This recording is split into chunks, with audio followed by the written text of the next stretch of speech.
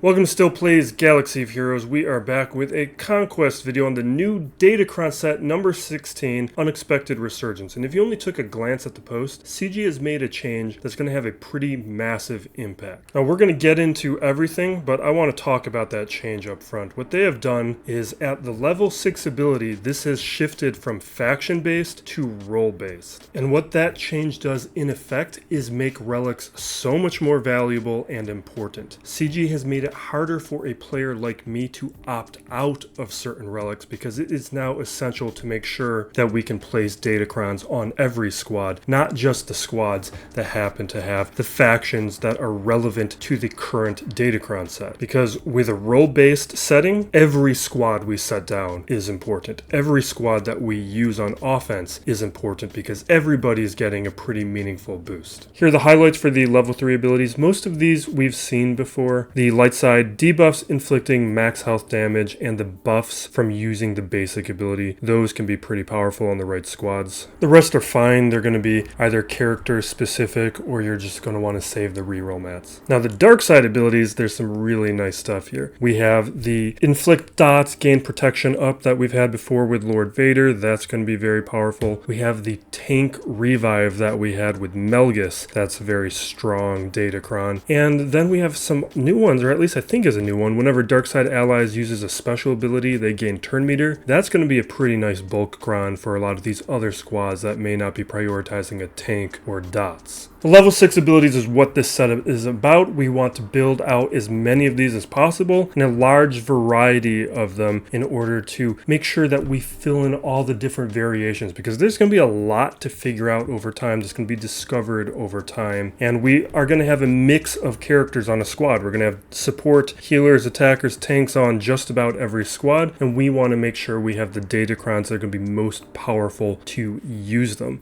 With the support, for instance, this is one of the weaker sets. I think we're going to have fewer support crons, or at least we're going to use them a little bit less often. I think the big paragraph ability is the weakest of the 4, but some of these other ones are kind of nice, where we have whenever a support ally grants a buff, you gain 10% turn meter once per turn per ally. That could be really nice from a character like Bastila Fallen. We have support allies attack out of turn. They have a chance to remove 10% turn meter from the target. We have characters like a Leia squad where R2 is going to attack out of turn quite a bit, and that could be a scenario in which he's removing turn meter, or C3PO also attacks out of turn pretty frequently on a CLS squad. We can see how these things can build up. The question is, does it outperform the tank, healer, and attacker options? The tank level 6 ability, you can see how this stuff is already getting better. At the start of the turn, the tanks are going to gain 20% max health, max protection. So they're already going to be just tankier and more survivable. First time they lose all that protection, they're going to recover 100% protection and gain 50% max protection. And then whenever tanks are inflicted with a debuff, they taunt. So you can imagine, for instance, like a Lord Vader squad using like a Fennec counter. You have bounty hunters inflicting debuffs. The tanks are going to be taunting. It's going to be a little bit more persistent. You have to spend more time getting through them. While taunting, they're going to receive less damage from out of turn attacks. So Bosk, Grief Karga, those attacks, they're not going to get through those tanks as quickly, and the tanks are going to assist whenever any of the allies are using a special ability. So all of those different Empire characters are going to cause more out of turn attacks, and it's going to make that Fennec counter probably not an option. And it may also mean like the Baudelaire option may be a little less effective because that mass assist from Baudelaire is not going to be taking out those tanks as quickly. With these other abilities on the tank, we've got the Grit one back. That has some nice specific uses. We also have non-GL tank allies have 50% more turn meter. They receive less damage. That's always nice too. If you're failing to roll a tank ability, those can be fine temporarily. But the big paragraph, that's what this is all about, and it's very strong. We're going to want a number of these. Now the healer ability is really nice. We'll want these, but the problem is there's not all that many healers in game. Like this is it for the healers. So keep this in mind. Seventh Sister, Jolie, Daka, Visas, Barriss. Those are going to be really strong options. If you have Murder Bears, the Ewok Elder is going to be great. Same with IG-11. Or if you've been building out Jedi Consular or Luminara for the new raid, those are other options that could be fairly nice. Jedi Consular also going to have a Datacron in this set. But because we have a smaller bench of of healers. We just don't need to have as many of these, but we are going to want this ability. This is a great Datacron, because at level 6, this is what this ability does. Whenever a character is healed by an allied healer, they're going to be reducing cooldowns. Whenever an ally healer is critically hit, they're going to be recovering health and gaining speed. So not only are they going to be more survivable, they're going to be getting faster, which is going to make them even more of a problem. This is going to be great with Night Sisters. Whenever an ally is revived on an ally's healer turn, all allies recover 100% max health and max protection. Like Night Sisters, Ewoks, this is going to be a pain. And the first time each healer ally is defeated, they are revived and recover 100% max health. Now, the only problem with some of these is I don't have a full squad of relics on a lot of these characters, and I'm probably not going to go after them, like Ewok Elder, for instance. But this is a very powerful ability. This is going to be great on Jolie on the JML squad, where you can be reducing cooldowns on all those different Jedi. That means Jedi Knight Kelkes, well, not Jedi Knight Kelkes, there's Jedi Knight Luke, Jedi Master Luke. They are going to be getting through their abilities faster. You're going to be able to control your opponent much more effectively. Same deal with Jedi Knight Revan. You can be utilizing this stuff to make sure that you're being able to get to your marked and your strategic advantage more readily. Now, there's a couple other nice healing abilities, but with how good the main paragraph one is, you shouldn't be wasting your time. Like whenever healer allies target another ally, they gain stacking stats. That's really nice. That could potentially be very powerful, but it just pales in comparison to how good this main ability is. This is the same deal with Attacker. This main ability is so good, you're going to want a ton of them. There's just more attackers than anything else in the game, so we're going to make sure that we have a bunch of these. Whenever an attacker critically hits, they attack again, and otherwise they gain defense penetration. So whether or not they crit, you're still going to be getting a benefit. And whenever an attacker attacks out of turn, they're dealing bonus true damage, which can't be evaded. This is going to be devastating on a CLS squad. CLS is going to be ripping through certain teams, unless you're going up against a team with a tank Cron, which is why we need to be considering the chess moves here. These other abilities are fine, but they're just, they, like with the healer ability, just don't compare to how good the mainline ability is. So I would be developing these Crons, going up to these level 9 Crons, re-roll if you have to. Don't be burning a bunch of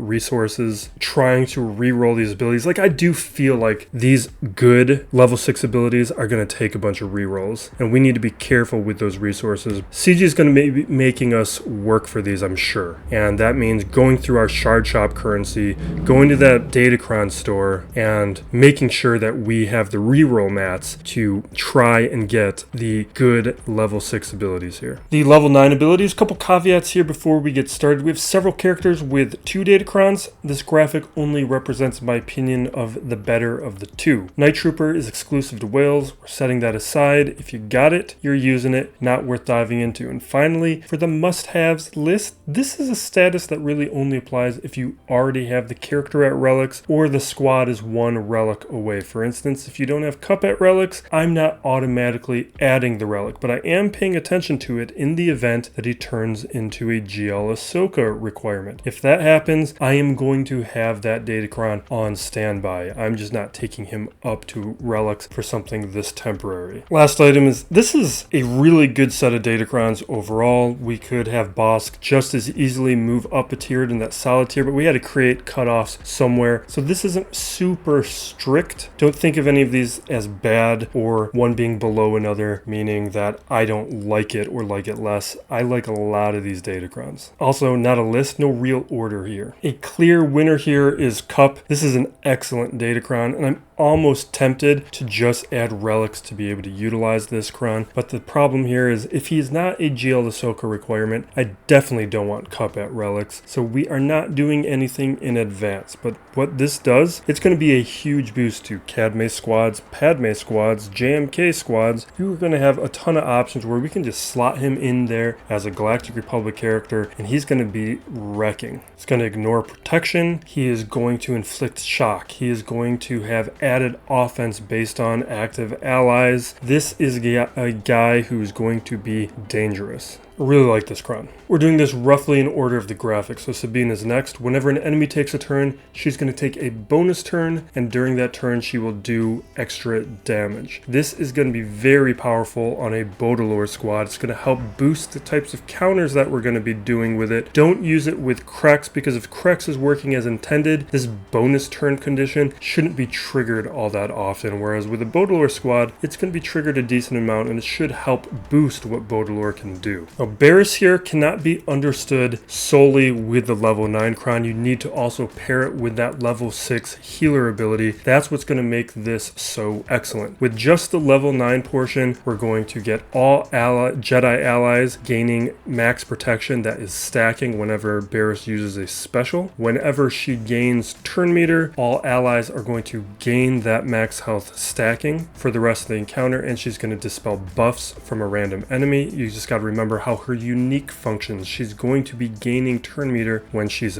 attacked, and whenever Barris is critically hit, all Jedi allies gain crit damage stacking. So attacking Barris, she is going to be giving all allies that max health damage, and she's going to be giving them crit damage. And if you're concerned, oh, Barris's special ability has a big cooldown, that max protection stacking, gotta remember that level 6 ability, that's going to be reducing her special ability cooldown. So this is going to be very powerful. Now this Wat Tambor Datacron, it doesn't sound like a big deal, but if you have a trench squad, this is a must-have. If you don't have trench, you can probably skip this one. Whenever another ally is defeated, Wat takes a bonus turn and the cooldown is reset. So every time somebody's taken out, Wat's going to take a turn and you can immediately bring them back. That is going to be very powerful potentially and make those trench squads a lot more resilient. It's going to definitely make sure that there's not too much of a drop off after that trench Cron expires. This Nest Cron should be boosting Nest back to a very important solo character. These days, without Cron usage, it's very contingent on squads we don't actually see on defense all that often anymore. So being able to bring her to that status again is going to be very useful, especially after we lose the Sidious Cron and the Bane Cron in the next couple days. So whenever Nest inflicts a debuff, and she inflicts daze and stun and buff immunity, she's going to gain crit damage up. That is going to be very useful for her, make her more dangerous. She's going to be immune to health reduction, so things like Marked from JKR aren't going to be as effective, or Django. Whenever Nest uses a special, she's going to attack again, dealing an additional 20% true damage. So when you go for the stun, when you go for her AoE, she's going to be using that basic as well, and that basic is where the dispel is. So being able to use both on any turn, you're not making a decision anymore between do you want to use the special or the basic. Nest, if you have her modded right with tenacity, she's going to be attacking out a turn a ton. Now she's going to be applying expose on top of that, which means it's going to be a lot easier for her to rip through different squads and squads that may have been a little bit more resilient to her attacks before. And at the start of her turn, Nest's damage is increased by 10% stacking for every enemy turn taken before this turn, which means mod her slow, so when she attacks, she does big damage. And that's how she should already be modded anyway, so that is just taking advantage of correct modding on your Nest. Jedi Consular, now just like with Barris, we got to make sure that we understand this in conjunction with the level 6 healer role, because there's a lot of synergy going on between those abilities, which is going to make this even more powerful. This Datacron, what it does partially is turn Consular into Jolie. So if we have a scenario where he becomes a Ahsoka requirement, this is something to consider. But also he is used in the raid, so there is enough overlap where if you've built him out for the raid or for territory battles, this is going to be a very useful Cron. I'm going to be waiting a little bit before I consider something like this. But while Jedi Consular is active, all Jedi allies are immune to healing immunity. That's nice. Whenever Consular uses his basic, reduce cooldowns and gain max health stacking. That's the Jolie conditions where some of that's going on. Whenever Jedi Consular heals an ally, dispel debuffs, and they're going to gain Jedi's will. And whenever Jedi Consular uses healing, revive all non-Jedi allies. Now that is what's most interesting, because that raises questions about where we want to use him. Because he's not reviving Jedi, but it might mean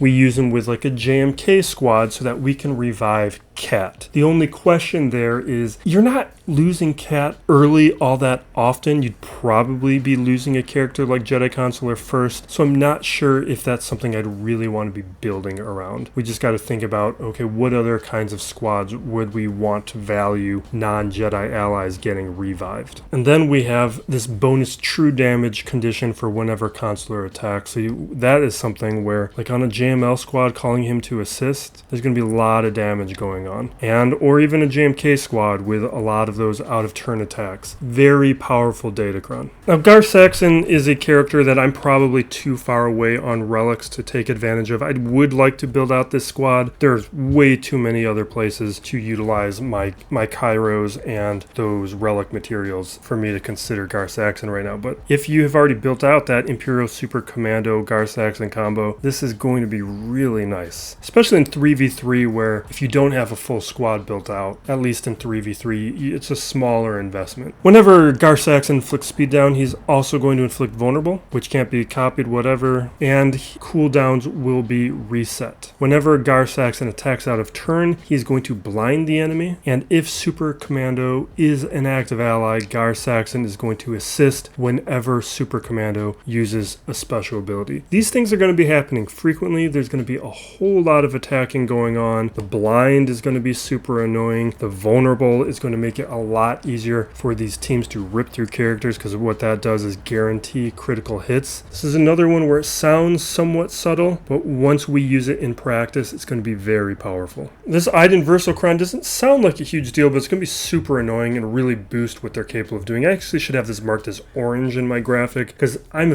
several relics away from actually being able to utilize this, so I'm probably going to skip it. But I'm going to be very careful with it when I see it on defense, because it probably necessitates gas, because what we have here is she's going to be taunting to start the encounter, and you have to take her out first. Then whenever you take anybody else out, she's going to start taunting again. So we need to either utilize gas so that she doesn't revive, or we need to be using characters that ignore taunt so that we can take out the higher priority targets. But this should be great on offense or defense. I just know I'm going to be encountering it on defense quite a bit. This Nihilist one should be good, but Trey is already so good that I don't really see this boosting things. That's why I have it down at this tier. Whenever Darth Nihilist reduces cooldowns, which is whenever he uses his AoE ability, he's gaining offense and turn meter. Whenever he defeats an enemy, he's going to expose everybody. Whenever Nihilist inflicts dots, all allies gain heal over time, which whatever. And then if there is another Sith support ally at the start of the encounter, which will be Traya, then Darth Nihilist will gain max health. So we're going to have fewer conditions in which Nihilist could be taken out early. So I see this more as a boost to a Traya squad, but not a critical Datacron. I'm only one relic away with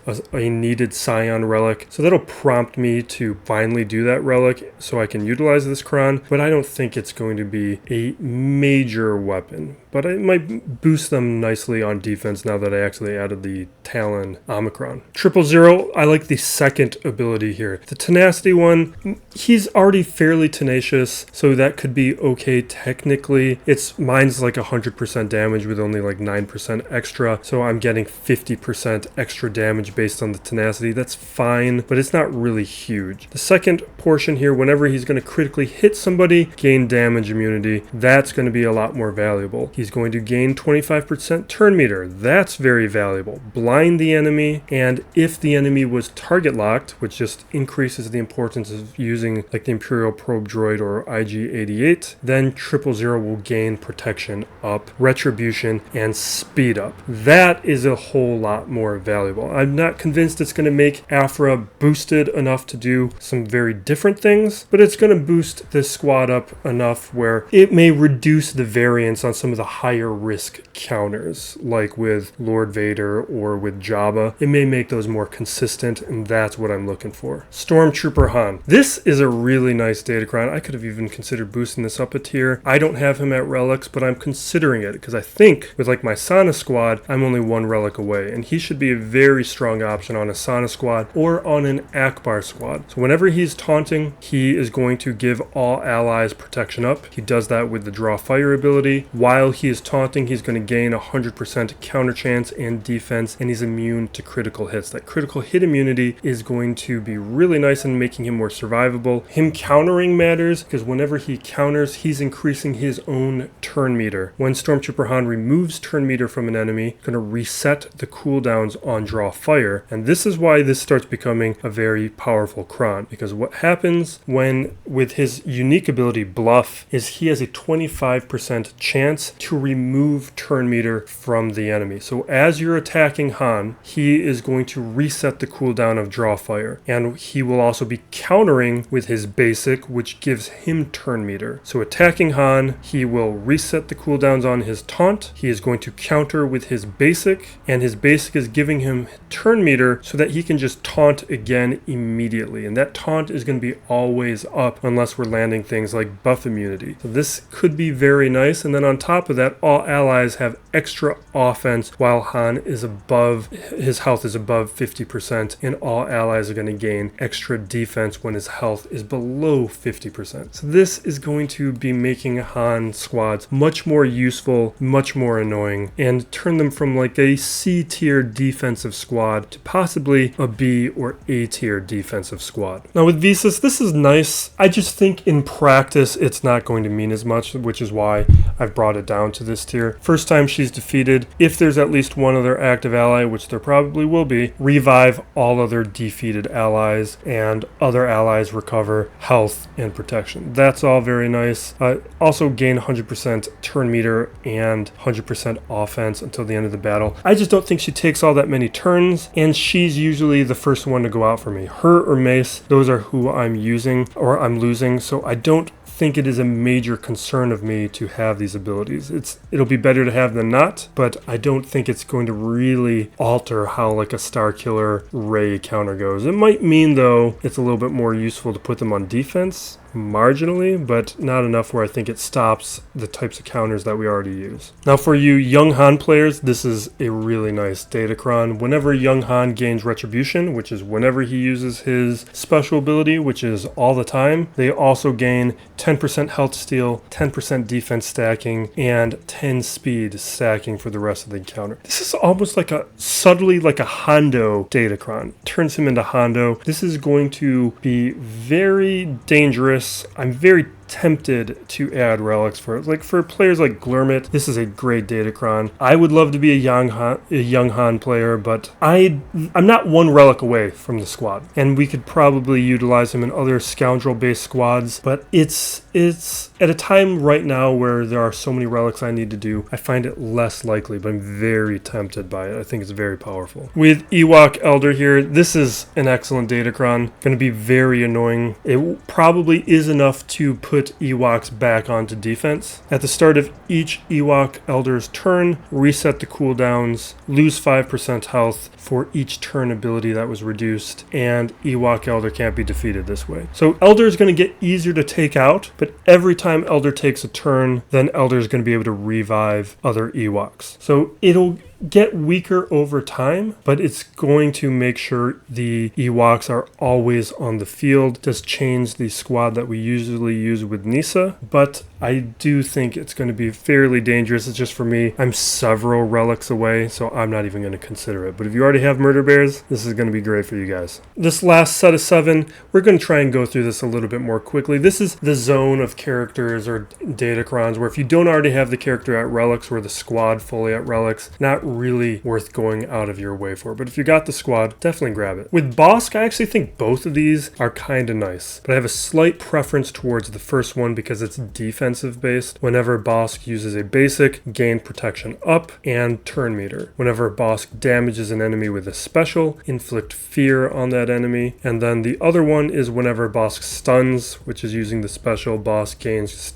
stacking crit damage and speed stacking until the end of the encounter. Both of these though I don't see changing any battle. It'll just make Bosk a little bit better, but with Bosk, because he's a tank, I'd prefer the defensive Cron than the damage one with the second ability. Wampa, another Cron with 2 options. We have whenever Wampa inflicts a debuff, recover max health and max protection. That is probably what I'm going to go with. It'll make him a little bit more resilient. He does inflict a lot of debuffs, or she inflicts. Whenever Wampa uses an ability, ability, they deal more damage, equal to half the potency. This effect will only trigger if Wampa has more than 0% potency. That is something to consider as well, but I again don't want to change my modding, and so if I already have a good amount of potency on my Wampa, it's definitely something to consider. I think either is going to be fine, and I also don't really see it altering any counters. But maybe for some of you players that I point out from time to time that have lower relics on your Wampa, that recovery of max health and max protection, that might turn into a very useful one. I do think the potency one, though, that might be where I go. I'm debating this one still. For the Geo Soldier, this I actually like quite a bit. I just don't have any Geos at relics, and I don't plan to. So this is one where I like the first one a little bit more. Whenever Geo Soldier critically hits an enemy, you're going to get stacking crit damage, defense penetration, and offense. With all those attacks out of turn, that should stack up pretty quickly. That one might be worth looking at your mods and make sure you have a good amount of crit chance on your Geo Soldier. That could make Geos do a lot more damage. But if that was like stacking stats to all Geos, that would be amazing. But because it's just the Soldier, it's okay. I like it, but that's why it's down at this tier. This is just okay. This is one of those skippable ones where it adds a little bit of annoyance, but not really enough where it's going to be a huge deal. Plus, if you can do things like land a shock or a buff immunity, it gets negated pretty easily. For Vandor, this is fairly minimal. I like the second one a little bit more. Vandor has extra max health and max protection per relic level, and damage received is decreased by 15%. I like the